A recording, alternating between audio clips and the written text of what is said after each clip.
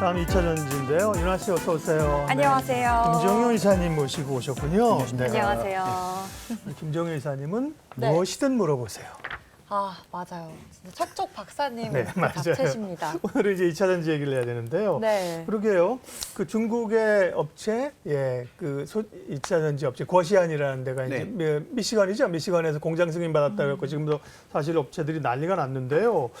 중국 업체인데 또 뭐 폭스바겐이 대주주라고도 하고 이게 어떤 승인을 받게 된 배경, 그다음에 승인이 의미하는 바가 뭐냐, 그거부터 좀 팩트 체크해 주세요. 근데 원래 이게 예전부터 나왔던 이슈고 이게 이제 조금씩 디벨롭돼 가는 과정인 거죠. 맨 처음 나왔던 이슈는 그 미시간 지역에 공장 허가를 요청했는데 그 공장 허가 자체가 반려된 것이 가장 처음 나왔던 이슈였고요. 네.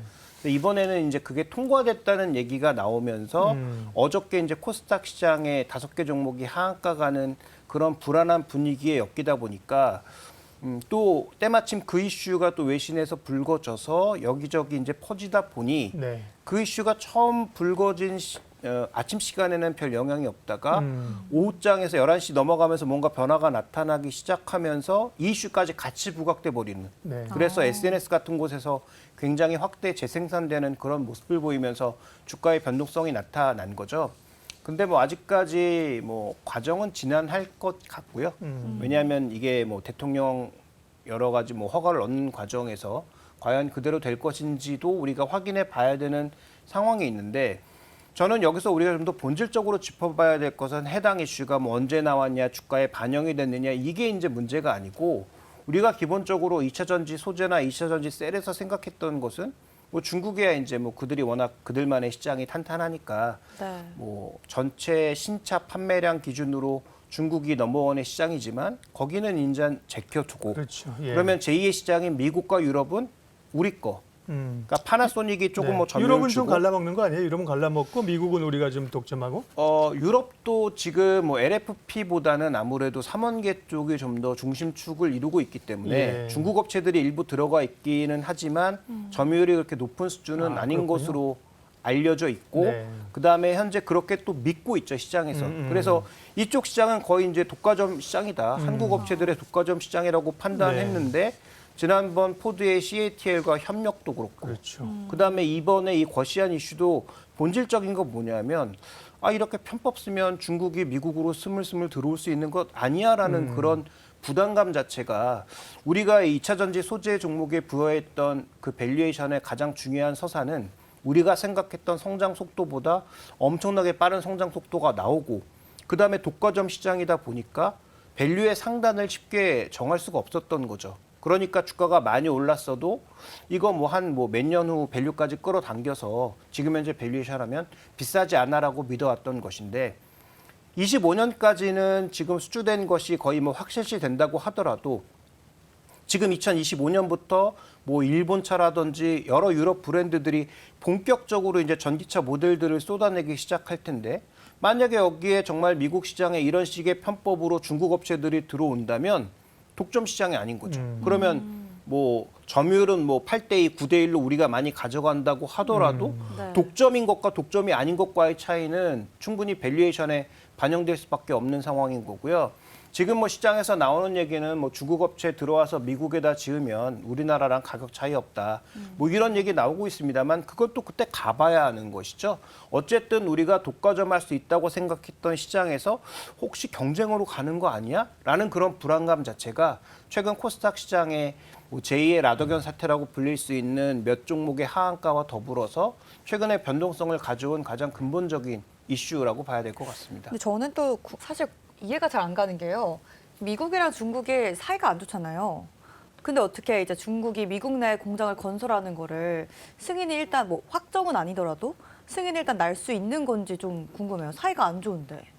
그런데 지금 미국 같은 경우에 중국과 이렇게 여러 가지 이 경쟁의 텐션을 올리고 있지만 실제로 뭐 국무장관도 가고 여러 기업들의 CEO도 가서 돈이 있는 곳에는 결국 기업인은 가게 된다라는 그런 진리를 방증하고 있고요. 그다음에 바이든이 저렇게 뭔가 텐션을 높이고 있지만 얼마 전에 갔던 일론 머스크 같은 경우에는 뭐 중국 시장도 놀리겠다라고 아예 그냥 공언해버리는 그런 상황이니까 중국을 100% 지금 당장 배제하기 어려운 건 사실인 것 같고요. 더 중요한 건 지금 IRA에서 마지막으로 남아있는 한 가지 과제는 뭐냐면 과연 우려할 만한 단체의 정의가 뭐냐. 중국인 거냐. 아니면 중국과 연계된 모든 기업과 국가를 포함하는 거냐.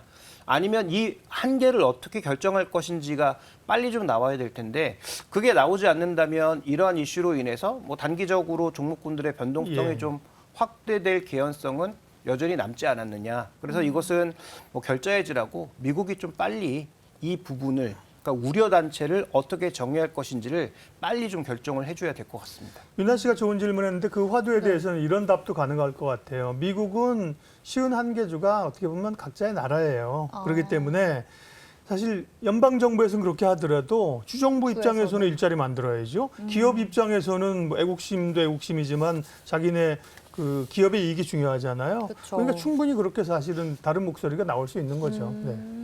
좀 정부하고 좀 다른 목소리가 나올 수 있다는 게 좀 포인트가 되겠네요. 그렇죠. 예. 네. 그럼 사실 좀 이렇게 점유율 문제가 어쨌든 중요한 한국 기업에도 중요한 문제가 될 것 같거든요. 실제로 어떻게 미국 내에서 그럼 한국 기업들의 입지가 좀 좁아지거나 하는 이런 걱정의 목소리에 대해서는 좀 어떻게 생각하시나요? 네, 뭐 지금 당장 뭔가 크게 결정되지 않은 상황에서 이 부분을 예측하기도 뭐 쉽지 않지만 만약에 실제로 중국이 뭐 거시안이라든지 포드와 CATL 부분이 들어온다고 하더라도 그게 미국에서 뭐 압도적인 지배력을 가지고 갈 가능성은 아직은 그렇게 높지 않다.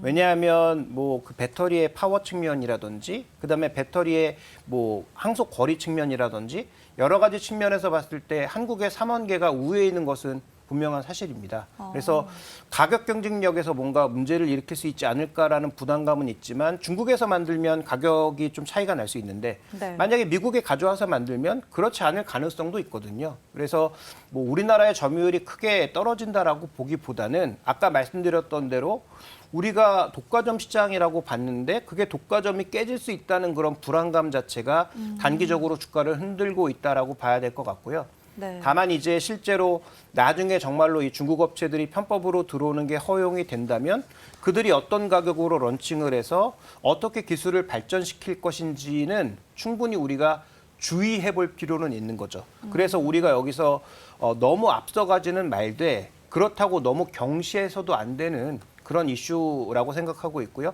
아까 말씀드렸던 미국 정부의 IRA 법안에서 과연 우려단체에 대한 정의를 어떻게 할 것이고 아까 뭐 앵커님께서 말씀해 주신 대로 각 주별로 이렇게 교통 정리가 만약에 안 될 경우 네. 그러면 연방 정부가 이것을 억지로라도 또 교통 정리를 할 수 있는가라는 부분에 대해서도 고민이 좀 필요할 것 같습니다. 네.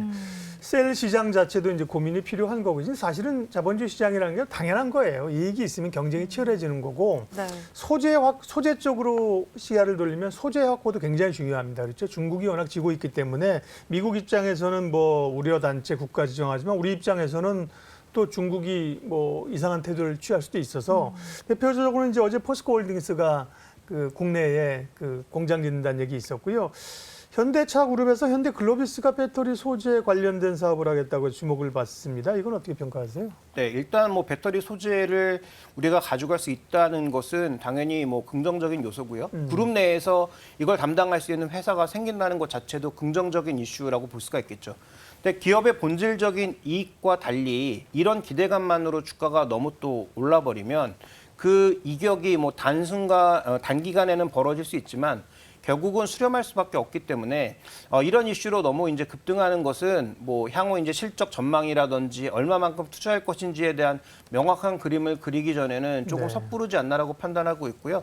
다만 최근 분위기가 시장의 메인 스트림에 있었던 뭐 에코프로비엠이라든지 에코프로 이런 종목군들이 조금 흔들리고 상대적으로 약해지는 구간에서 최근에 뭐 전고체 종목이나 뭐 리튬을 유통하는 종목이나 이런 종목군들로 에너지가 좀 분산된 측면이 있기 때문에 최근 뭐 시장에서는 뭐 전체적으로 반도체 쪽도 그렇지만 2차 전지도 뭔가 조금 새로운 어떤 신선한 소재를 갖고 있는 그런 종목군들에 약간 집중하는 것 같습니다. 근데 본류는 변하지 않겠죠. 네. 그래서 현대차가 그쪽 산업을 한다고 하더라도 이미 몇 년 전부터 준비해서 시작한 에코프로 그룹이나 이런 기업을 이길 수 있을까? 저는 그렇진 않다라고 보기 때문에 네. 해당 이슈는 그렇게 길게 가진 않을 것 같다. 네. 이렇게 좀 봐야 될 것 같고요. 실제로 그 사업의 규모라든지 협력하는 회사들에 대한 근본적인 내용을 좀 더 확인해 봐야 해당 종목에 대한 투자 의견을 명확하게 얘기할 수 있을 것 같습니다. 네. 아, 소재가- 듣다 보니까 예. 저희 잠깐만 시간이 또 잠깐만. 잠깐만 시간이 네, 네. 필요한데 네. 왜냐하면 전구체라는 말이 되게 많이 들어보긴 했는데 맞아요. 전구체, 전고체 헷갈려. 발음도 비슷한데 네. 뭐가 다른 건지 네. 되게 중요한 건지 좀 궁금하거든요. 좀 그 이제 설명 전구체라는 게 본질적으로는 어떤 의미냐면 그 화합물을 이루는 그 화합물 자체를 우리가 전구체라고 해서 뭐 반도체도 쓰이고 여러 군데 쓰이는데 2차 네. 전지에서 전구체라고 하는 것은 2차 전지가 크게 보면 셀을 이루는 그 껍데기가 있고 그 네. 껍데기 안에 보면 분리막이 들어가서 예. 양극재, 음극재가 들어갑니다. 네. 근데 양극재와 음극재의 본질적인 물질은 리튬과 흑연인데 그 리튬과 흑연에 여러 가지 물질을 섞어야 이게 이제 하나의 배터리로 완성이 되는 거죠.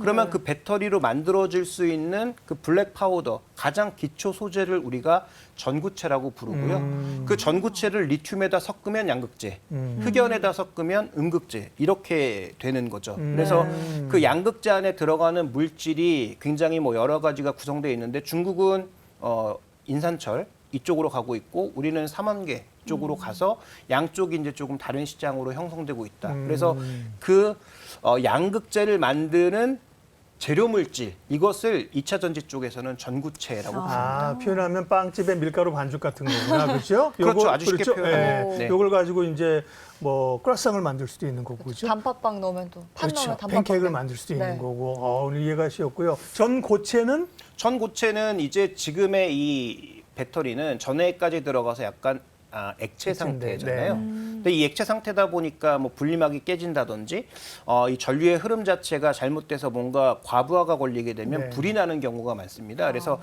안정성이 상대적으로 떨어지기 때문에 안정성을 높이려면 이것을 고체 형태로 가져가는 게 더 좋겠죠. 그래서 전고체라고 하는 것은 지금의 거의 반액체 상태에 가까운 이런 안에 들어가는 화학 물질들을 거의 고체에 가까운 형태로 바꾸는 네. 그 물질의 일종의 그 형성의 형태, 예. 그 단계를 바꾸는 것을 얘기합니다. 그래서 전고체 배터리가 우리가 궁극적으로 가고자 하는 목표인데 네. 그 전고체는 아직은 뭐 상용화되지는 않았고 네. 여러 가지 기술들이 개발되고 그렇죠. 있습니다. 오늘 잠깐만 좋았어요. 네. 전고체 헷갈렸는데 정리를 잘 해주셨고요.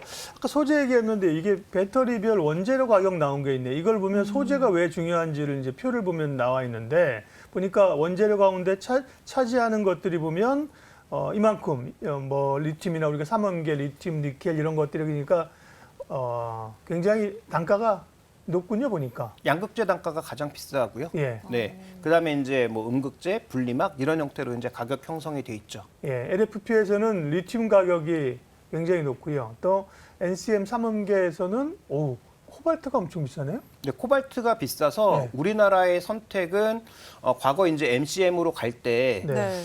이 코발트라고 하는 게 일종의 안정성을 잡아주는 요소였는데 네. 우리는 안정성은 낮추더라도 파워를 높이는 방향으로 해서 하이 니켈로 갔죠. 그래서 이걸 이제 섞는 방법에 따라서 811, 그래서 니켈이 8, 그다음에 뭐 나머지 11 이렇게 해서 가다가 이제는 더 높여보자 해서 9반반까지도 이제 가고 있는 상황인 그 거죠. 반반은 뭐예요? 그러면 니켈이 9, 네. 그다음에 나머지 물질들을 반반으로 해서 가는 0.5, 거죠. 0.5 이렇게 그렇죠, 안 하고 그렇죠. 그래서 반반 이렇게 네. 얘기하는 거구나. 원래 이제 생산되는 것이 523 형태로 갔다가 811, 9반반 이런 형태로 점점 니켈의 함량을 높여서 점점 더 파워를 높이는 방향으로 지금 우리나라는 가고 있고요. 네. 말씀하셨다시피 그 세 가지 물질 중에서도 코발트 가격이 상대적으로 워낙 비싸고 예. 나오는 지역이 뭐 콩고 같은 일부 지역으로 한정되다 보니까 그 코발트를 최대한 줄여서 파워는 높이고 가격도 안정화시키는 전략으로 간 것이 네. 우리나라 이 배터리 업계가 글로벌리하게 확장할 수 있는 가장 중요한 근거가 됐죠. 반대로 LFP는 철을 쓰기 때문에 인이나 철 같은 경우에는 좀 싸겠죠. 구하기가 네. 쉽지 않습니까? 네, 네. 상대적으로 가격도 싸지만 에너지 밀도나 파워나 이런 것들이 상대적으로 떨어지기 때문에 우리가 배터리를 단순 비교할 때는 가격으로 봤을 때는 인산철이 좀 싸기는 하지만 네. 뭐 파워나 이런 측면에서 한국이 절대적인 우위에 있다. 그래서 여전히 네. 중국이 뭐 새로운 기술을 많이 만든다고 하더라도 인산철로 하면 우리가 이길 수밖에 없다라고 많이 분석하고 있는 거죠. 재밌어, 그죠? 네. 이러다 종전까지 가는 거 아니에요? 제가 소재 얘기를 또 듣다 보니까 또 다른 궁금증이 생겼거든요. 예. 이 소재 리튬이 가장 좀 많이 알려져 있으면서 예. 최근에 리튬 관련주들이 부각이 됐었잖아요. 오늘 장에서는 또 알루미늄 이 소재에 대한 좀 부각의 그런 기사들 이런 게 나오더라고요. 또 관련 종목들도 오늘 좀 오른세를 보여줬는데 이 알루미늄의 중요도는 좀 어떤지 궁금합니다. 근데 지금 우리가 삼원계라고 부르는 게 아까 말씀드렸던 니켈과 코발트, 망간 세 가지를 합쳐서 삼원계라고 네. 하잖아요. 네네. 근데 여기다가 이제 4원계라고 해서 플러스 알루미늄을 붙일 수 있습니다. 그래서 이게 NCM이나 NCA, 그러니까 망간을 붙이거나 망간을 빼고 알루미늄을 붙이는 형태로 3원계로 가다가 그렇죠. 예. 망간까지 붙인 상황에서 알루미늄까지 더하게 되면 파워도 올릴 수 있고 에너지 밀도도 올릴 수 있는 상대적인 어떤 우위가 있어서 우리나라는 이제 궁극적으로 NCMA 4원계로 가려고 하고 있죠. 그러니까 알루미늄의 중요성은 높아질 수밖에 없고요. 다만 해당 종목군들이 이런 기대감을 반영해서 이미 주가가 어느 정도 올라 있는 상황이기 때문에 알루미늄의 중요성은 높아지는 건 사실이지만 네. 이 해당 이슈로 인해서 다른 종목보다 앞으로 높은 수익률을 보일 거냐?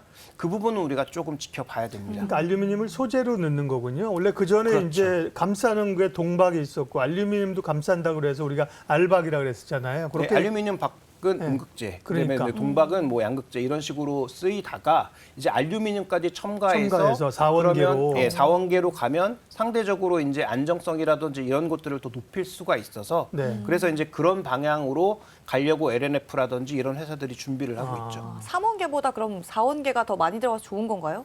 일단 항속거리도 더 길어질 수 있고 그다음에 이제 아까 말씀드렸다시피 우리가 코발트를 줄이는 과정에서 안정성이 조금 나빠진 것도 일부 있거든요. 그래서 그런 걸 이제 보호하기 위한 여러 가지 기술들을 이제 쓰면서 배터리 관리를 하고 있지만 그래도 그 줄어든 안정성을 추가적으로 더 늘리는 과정에서 알루미늄이 추가되면 더 긍정적인 부분이 있기 때문에 네. 그런 방향으로 가게 되면 전체적으로 지금 전기차들의 항속거리가 보통 한 400에서 500 정도 되는데 차기 배터리는 아마 700km 정도가 될 거라는 그런 예상이 나오고 있습니다. 네네. 그래서 그게 용량을 늘려서가 아니라 물질을 바꿔서 일정 부분 끌어올릴 수 있는 부분이 있다는 점을 고려해 봤을 때 향후 4원계 배터리가 각광을 받을 가능성은 충분히 있다라고 봐야 될 것 같습니다. 할 얘기가 많아가지고 실리콘 음극재 얘기도 한 네네. 1분 정도만 간략히. 최근 실리콘 음극재 얘기 많이 하잖아요. 성장성이나 포인트 좀 짧게 얘기해 주세요. 한마디로 음극재가 지금 뭐 충전 속도 같은 것들을 결정하는데요. 네. 근데 지금의 음극재를 쓰고 있는 천연 흑연보다는 실리콘 음극재를 쓰게 되면 충전 속도가 굉장히 빨라질 수 있고요. 그다음에 에너지 밀도도 높일 수 있죠. 그럼 아까 말씀드렸던 대로 양극재에서 4원계로 가고 그다음에 음극재에서는 점점 실리콘 이 비율을 음극 실리콘 비율을 높이게 되면 그러면 충전 속도까지 빨라질 수 있기 때문에 전기차의 가장 큰 과제를 해결할 수 있다는 측면에서 이 부분도 주목되고 있습니다. 네. 진짜 더 듣고 싶은 얘기가 많지만 네. 가장 중요한 건 또 종목 이야기이기 때문에 기승전 종목. 그렇죠. 어떤 종목을 봐야 될지가 궁금하기 때문에 지금 2차 전지 관련주들 좀 변동성이 심한 편이잖아요. 좀 어떤 전략을 가져가면 좋을지 좀 짧게 그리고 최선호주 종목도 여쭤보겠습니다. 근데 단기적으로는 많이 올랐던 소재주들이 조금 변동성에 빠질 수밖에 없기 때문에 네. 길게 보시고 뭐 급등하는 구간에서 쫓아가시기보다는 조정 시에 분할 매수 관점에서 접근하시는 게 큰 그림에선 좋을 것 같고요. 저는 최선호주로서는 현금도 많이 확보하고 있고 그다음에 양극재, 소재, 전구체 쪽을 늘려나가면서 좀 더 밸류 측면에서 또 매력도가 있는 LG화학을 최선호주로 말씀드리고 있고요. 그다음에 지금 전혀 2차 전지 소재와 관련된 기대감을 반영하지 않은 고려아연. LG화학과 고려아연이 한국 전구체라는 회사를 만들어서 중국을 배제하고 순수한 전구체 사업을 할 가능성이 높은데요. 그런데 이 고려아연이 그동안 재련을 꽤 오랫동안 해왔기 때문에 전구체를 만들 때 가장 중요한 건 재련입니다. 예. 그래서 우리나라에서 가장 재련을 잘하는 업체에 이 지금 아연 쪽의 실적이 붙어 나간다면 지금보다 주가가 좀 올라갈 수 있는 측면이 있기 때문에 고려아연을 차선호주로 말씀드리겠습니다. LG화학과 고려아연 두 기업을 말씀해 주셨고요. 네. 아쉽지만 김정효 이사님과 저는 먼저 퇴근하겠고요. 네. 윤아 씨가 윤하여까지 잘 네, 가서 마무리를 윤하여까지, 종점역까지. 해주시기 바랍니다. 네, 오늘도 좋은 말씀 너무 감사드리고요. 두 분 모두 얼른 퇴근해 보세요. 네, 고생 수고하셨습니다. 많으셨습니다. 이로운 경제 채널 EBC